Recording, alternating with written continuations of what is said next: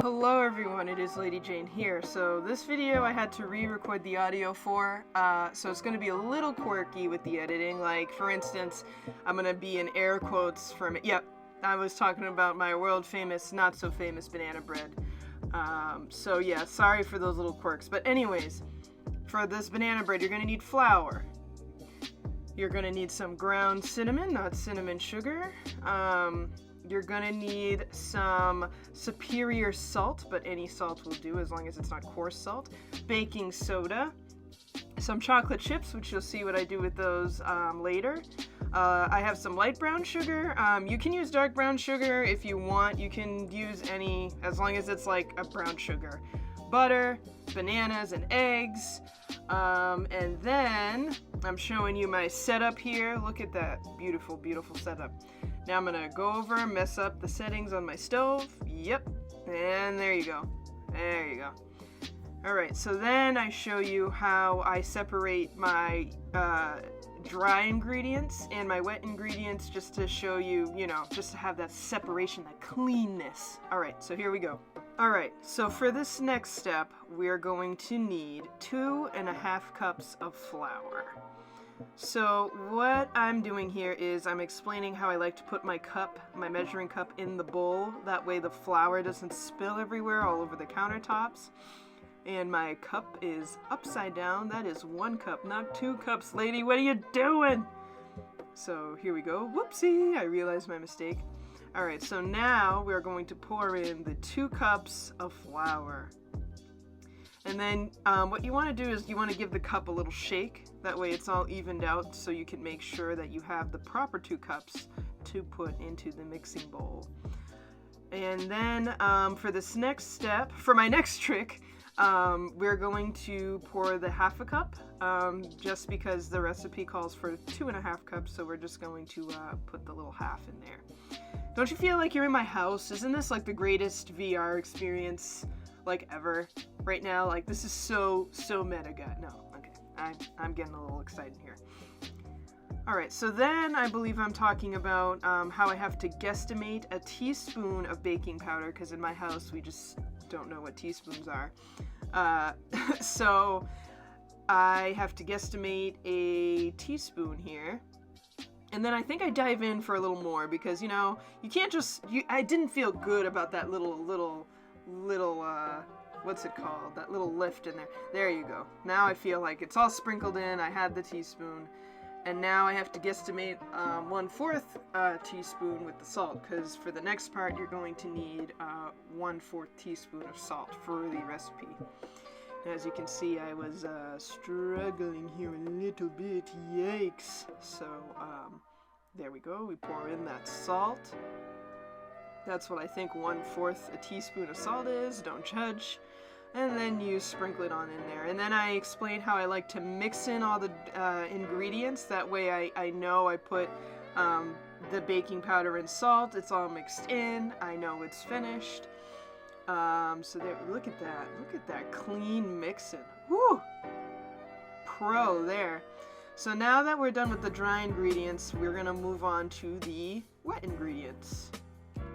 So next, we're at the wet ingredient station here. So we're going to need 1 stick of room temperature butter, 3/4 cups of whatever brown sugar you're using, and then I go into a little explanation here, how we're going to cream the butter and brown sugar first and mix those in, and then we add the egg mixture to give it that liquidy consistency, so we can put it in with the dry ingredients. So let's head to it.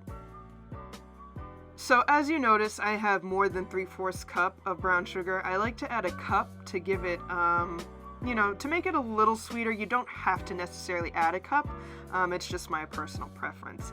So now I'm going to open up this butter and heat it up in the microwave a little bit, because it's not exactly room temperature. It's still like a little frozen. As I struggle to get a stick of butter out. So yeah, you need 1 stick of butter for this recipe.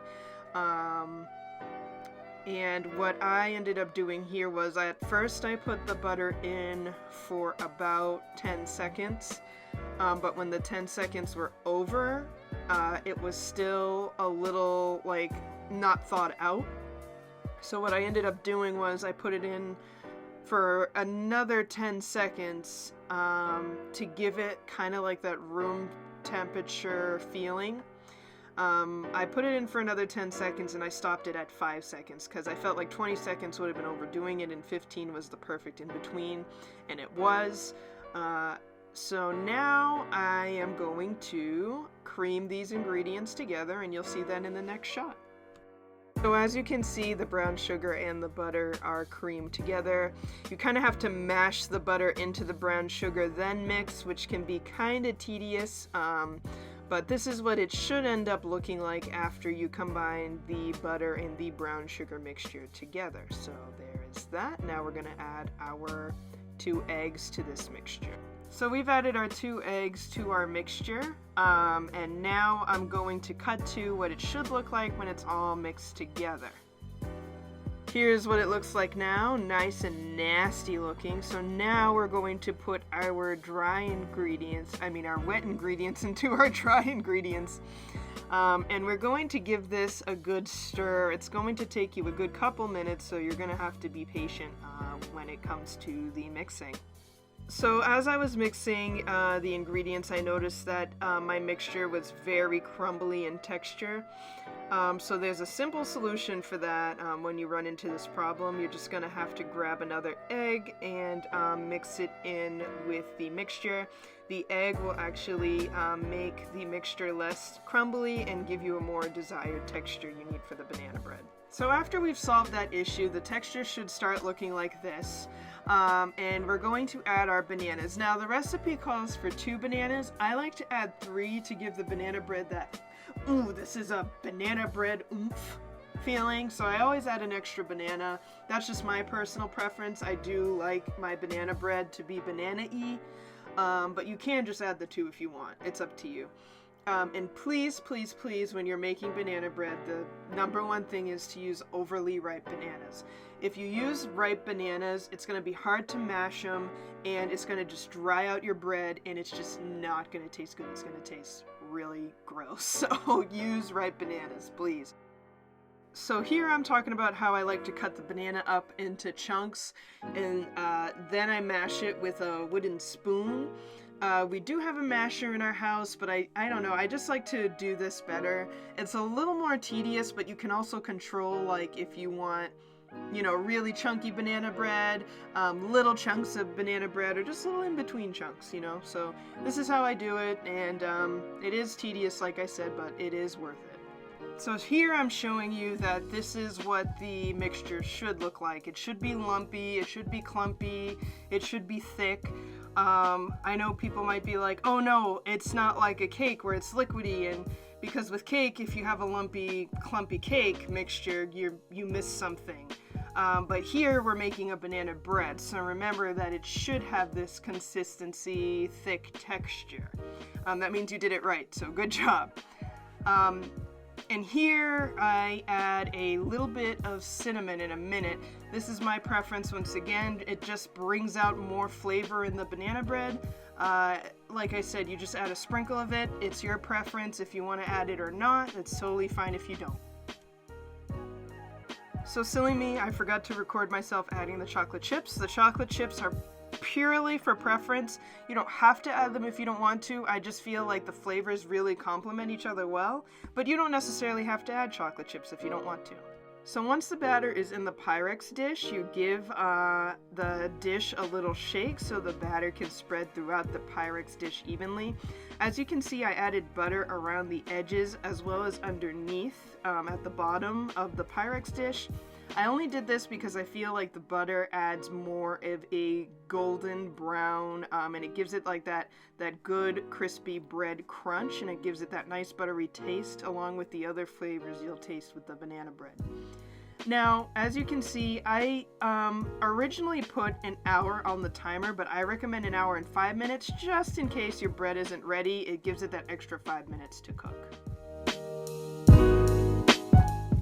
So here's the final product, guys. As you can see, I couldn't help myself and I had a slice right when it, well, a piece, right when it popped out of the oven. and it came out really good. So I hope you guys enjoyed this video. I actually really love to bake, if you guys didn't know that, so I hope you enjoyed this video. I enjoyed making it. And for all of you guys who are staying at home right now, I hope you guys are all finding ways to be creative and to enjoy your time at home with family and friends or whoever you live with, and to remain happy, safe, and healthy. Thank you guys for tuning in.